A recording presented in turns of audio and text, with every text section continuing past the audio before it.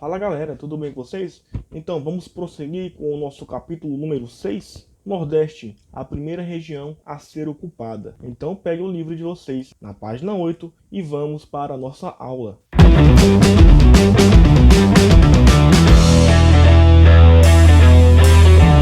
Na aula passada a gente viu que os portugueses chegaram ao Nordeste, mas não demonstraram tanto interesse. Porém, para não perder a terra, ficaram extraindo pau-brasil para levar para a Europa. Entretanto, a pressão de outros países pela colonização da região nordestina, da região no Brasil, no caso, se tornava cada vez maior. Então, ao descobrir que em nossas terras haveria uma compatibilidade com a plantação da cana-de-açúcar, eles efetivaram a sua colonização.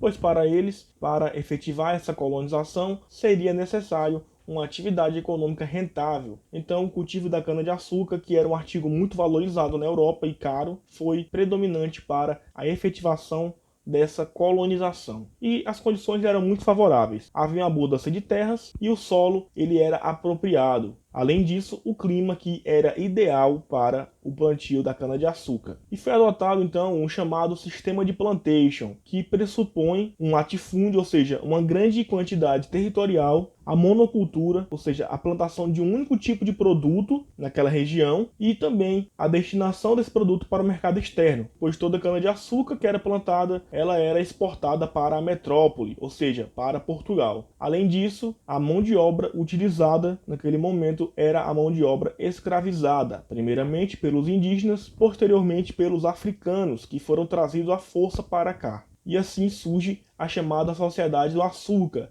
uma sociedade rural, ou seja, presa na área rural, no campo. E como que funcionava essa sociedade açucareira? Era uma sociedade voltada para a exportação da cana-de-açúcar. Mas havia também, internamente, óbvio, a movimentação de outras atividades, até para suprir as necessidades internas da própria colônia.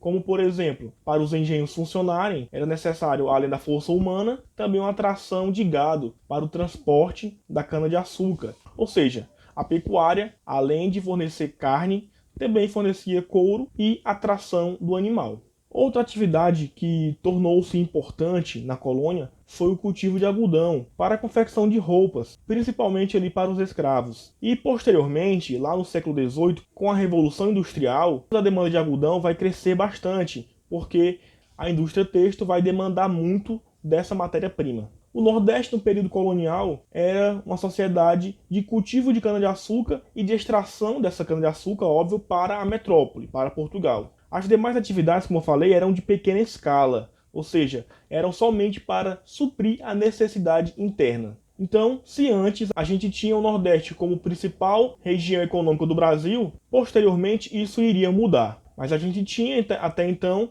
uma sociedade que gerava riqueza para a metrópole, enquanto que as terras estavam concentradas em uma elite, nessa elite açucareira, que eram senhores de engenhos, que dentro da colônia tinham grande influência política e econômica. Eles que mandavam em toda a região. E isso reforçava cada vez mais as desigualdades sociais daquele período. Já no século XX, ou seja, há menos de 100 anos atrás, a gente vai ter as disparidades agravadas pelas secas e também pela ausência de medidas políticas tomadas na região. E agora, a gente está no século XXI, a gente tem um cenário mudando, ou seja, há uma diversidade de atividades aqui no Nordeste. O setor primário, por exemplo, ele representa apenas 6,5% do PIB nordestino, enquanto que 20% está concentrado no setor secundário e já 73,5% no setor terciário, segundo dados do IBGE de 2015.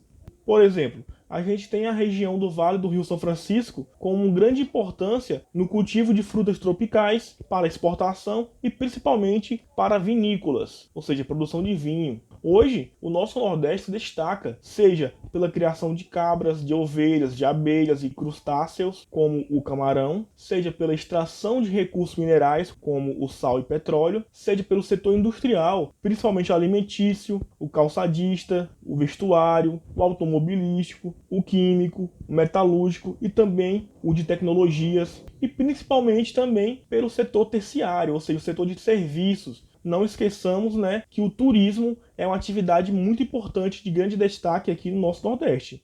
E o nosso Nordeste, ele é muito plural culturalmente. A gente tem uma diversidade étnica muito grande, devido à nossa história de invasões de outros europeus e também do povoamento. Então a gente tem aqui uma mistura de portugueses, de africanos, de indígenas, de holandeses, de franceses. E essa identidade cultural ela pode ser percebida na arquitetura, na gastronomia, no artesanato, nas festas, nas danças, nos ritmos e também nas religiões afro-brasileiras. Além disso, né, a gente não pode esquecer que toda essa diversidade, ela diversifica cada vez mais a nossa economia, porque gera atrativos turísticos. Entendido, gente? O capítulo se encerra aqui e agora vocês só vão ter que responder as atividades, que são as do livro didático da página 9, 18 e 19 e as do livro suplementar, que são as questões de 8 a 12. Lembrem-se do capítulo 6. Belezinha? Bons estudos, se cuidem e até a próxima. Fui!